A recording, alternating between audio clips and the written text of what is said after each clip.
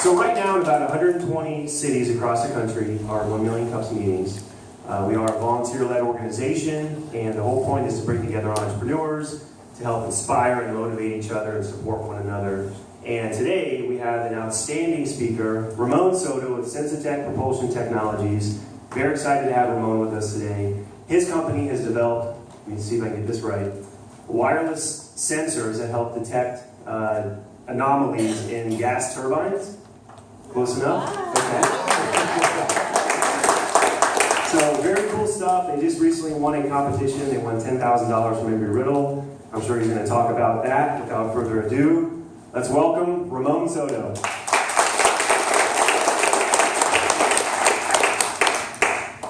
Well, hey, I'm really glad to be here this morning in Daytona Beach. Driving down from Tallahassee, when I tell my colleagues I'm headed to Daytona, they automatically think that I'm on vacation or something.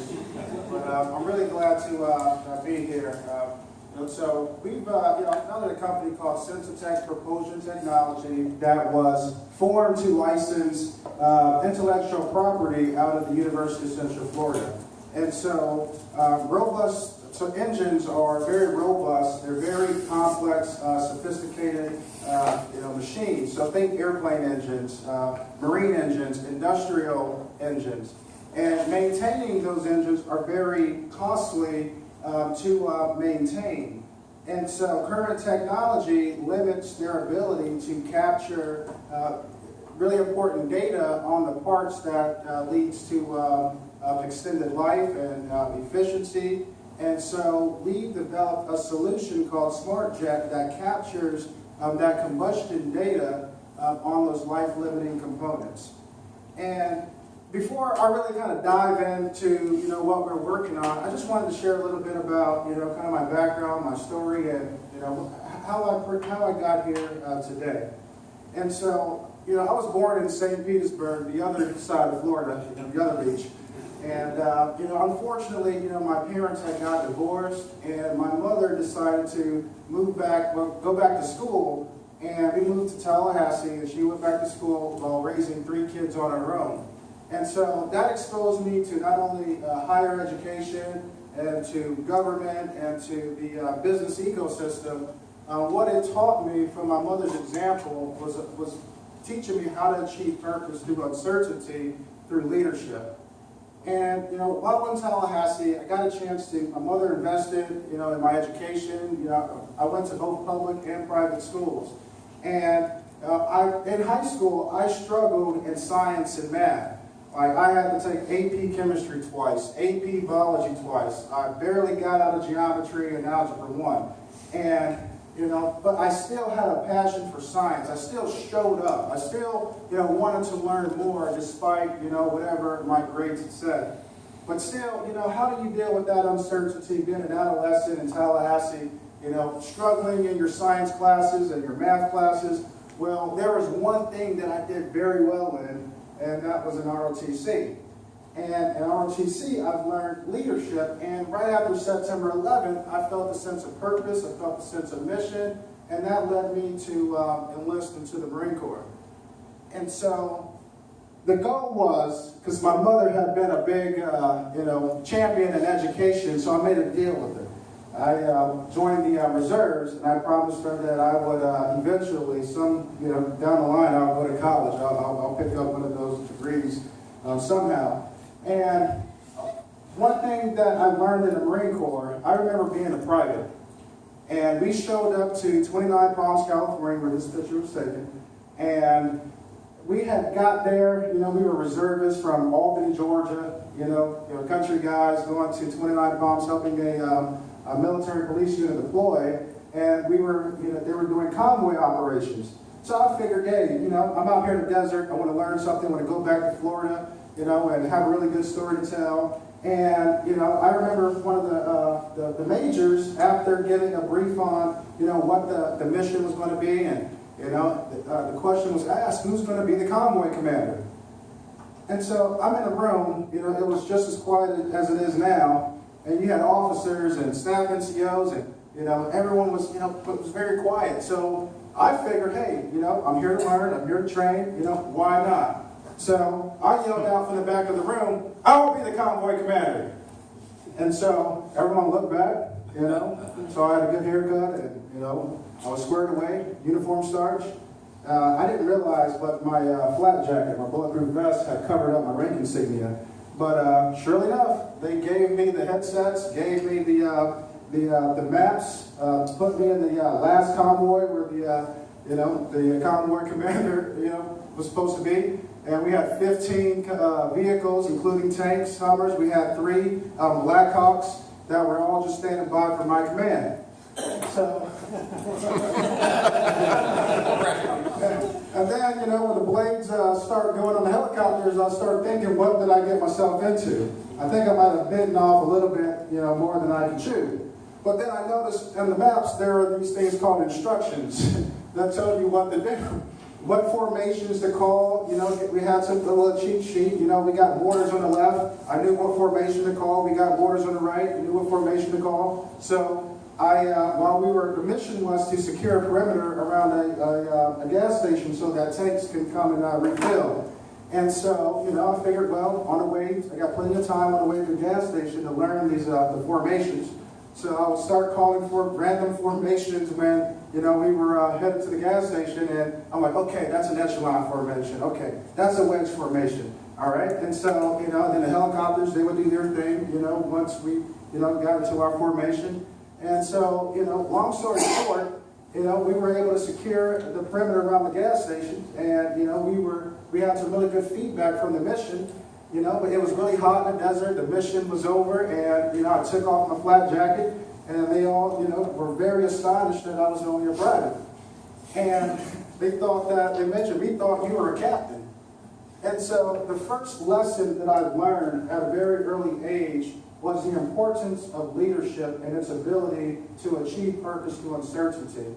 So how do you deal with that uncertainty? One thing I've learned, you take initiative, you use those, leadership traits and principles. You be intentional about your future, and that sense of purpose is what really kind of gave me the ammunition that I needed to, go back to school, to, have courage to, go and take 2 classes.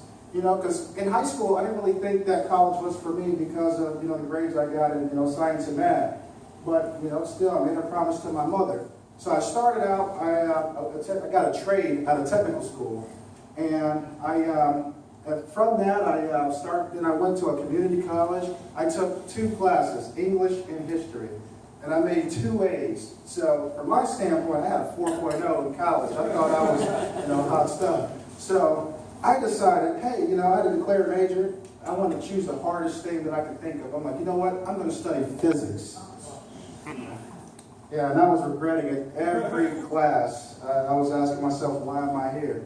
But nevertheless, that the foundation that I was able to have built while in a community college, got a chance to, score, some really good grades in physics, my physics courses that led me to go and do research at the Brookhaven National Laboratory in Long Island. And, so that experience, led to other experiences. I started to build on, my scientific acumen, if you would. And I learned that, although physics was really good, but it was very theoretical, and I wanted to really learn, something that was a little bit practical. Maybe that was the Marine in me, I'm not sure. So I started so after I finished my undergrad in physics at Florida A&M University, I came to Embry-Riddle, where I started doing, working on my master's in aeronautical sciences. So I'm just about done, years later, and while working in the gas turbine lab at Embry-Riddle, we had parts on our engine that were overheating. And so initially, I thought that control systems and sensors should have prevented that from happening, but later discovered that that wasn't entirely true. And so the problem really hit home for me when the same engine model that's used to power Air Force One is also used by utility companies to generate power for not only Daytona, but for also Tallahassee. And so when the engine in Tallahassee had overheated, And I learned that the parts alone cost $2 million that were passed on to utility-paying customers like you and me. And so then I spent the next 2 years out in the industry. I talked to more than 300 industry leaders, and what I discovered that was, although reducing catastrophic failure was a priority, but what they were actually investing their hard-earned dollars on were just simply reducing the cost of just scheduled maintenance. And so currently, your maintenance intervals are heavily based on a calculation of the hottest part of the engine, because cabled sensors fail in a matter of seconds. But by measuring the temperatures directly, not only can the OEMs capture accurate data that leads to increasing the longevity of the parts, but they now have the information that they need to raise temperatures. And raising temperatures meaning that they can now achieve a higher efficiency, they can make more money, but most importantly to you, they can also save on fuel costs, and ultimately, fuel costs is a pass-through to the utility-paying customers that can lower our light bill. And I don't know what the light bill here in Daytona, but I know in Tallahassee is pretty high. And so we started a company called Sensatek Propulsion Technology that was formed to license the technology that was originally developed at the University of Central Florida from a grant from the Department of Energy and the National Science Foundation. And so, as many of you heard, we were very blessed to place first in the Entrepreneurship competition, and I thought I was just showing up to a business expo that led to a competition that led to us going to the Florida Venture Forum to represent the university. We're really thankful that we did place first in the Florida Venture Forum statewide collegiate business plan competition representing Daytona. So we're really excited about that. And also what that led to was our acceptance into FireSpring Fund, that basically were one of the first funds to write us a check. And so, that's a huge win, I think, not just for FireSpring or for us, but for Daytona. I mean, we're packing our bags, leaving Tallahassee now to, come to the Microplex to, be involved in the community. So we're really excited about it. My wife is from Panama City, so she's from the beach area. And I was from St. Petersburg beach area. And I was telling her last night, like, hey, Daytona, that might be like our healthy, our balance there, still keeping the beach, but now it's ours. It's not yours, not mine, but it's ours. So, and that's what I feel, that sense of community as I'm here this morning. So thank you for having me. All right, so SmartJet. So when I talked about the maintenance costs, one of the things that we discovered was that this is a platform technology. So to our beachhead market are your advanced diagnostics, instrumentation engineers, like at Siemens, GE. They are concerned about measuring temperatures and pressures accurately on our life-limiting components. So think about the hottest part of the engine and those parts. They see temperatures at between 1100 degrees Celsius and 1700 degrees Celsius. So by being able to use a ceramic sensor that can capture that accurate data in real time, allows them to validate designs on their algorithms much quicker. That leads to the adoption of new technology that also shortens the life of their engine programs. And also by eliminating the cables, they can save up to 75% in costs just for simply doing an instrumented reset. Then we follow that technology to the utility company.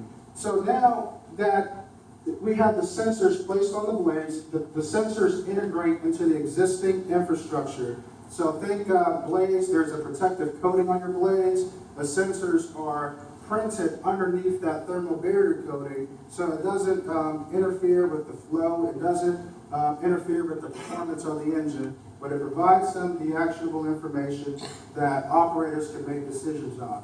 So we follow the product to the energy company with the data that they can now use to optimize their performance in a way that they're increasing efficiency.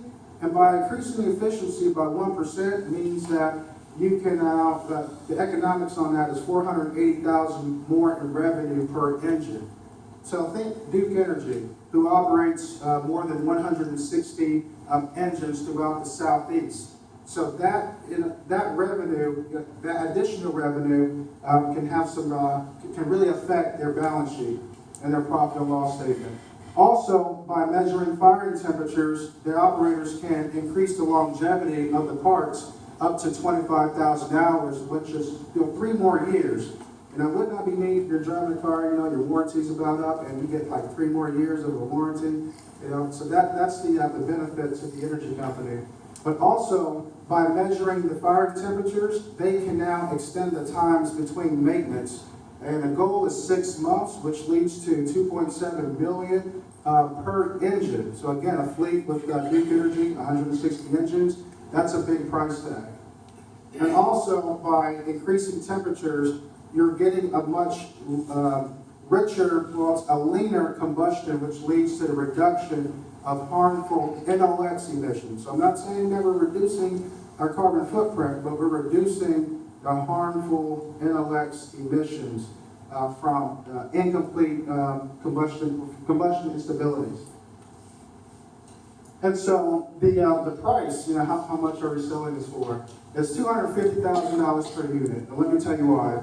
It's $1,000 per sensor. The instrumentation engineers want 100 sensors, so that's $100,000. All right, but there's a $100,000 developer fee. So it's basically a $100,000 buy-in that the OEM, the instrumentation group, would have to buy for the purchase of the developer kit, which means that the sensors are now tailored and calibrated to their actual specific rig, their engine rig. And the additional $50,000 is having personnel on site who are consulting with the OEM or conducting that instrumentation test with them. And so $250,000 per unit was also based on the value that we deliver to the OEM in terms of reducing the time of instrumenting cables and wires for their current tests. And also, it takes into consideration of the value that we're going to provide to the utility company by providing them that data that can allow them to increase their efficiency, increase profit, save on maintenance costs. And so the $250,000 unit goes to the OEM. Subscription is an upsell to the utility company. And so our first partnership right now is with Siemens, and so we're currently we're targeting the top 3 OEMs for energy companies. So think think Siemens, think Mitsubishi Power Hitachi Systems, and GE.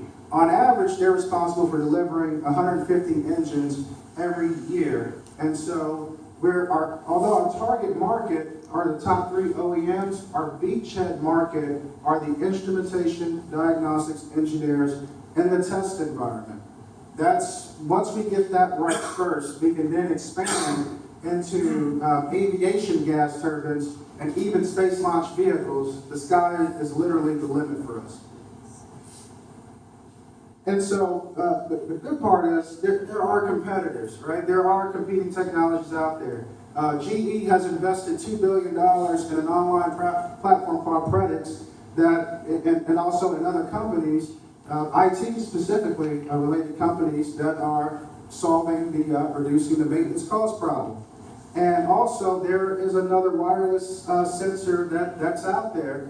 However, they've only been able to demonstrate temperature measurement at 600 degrees Celsius, and we've already demonstrated 1300 degrees Celsius.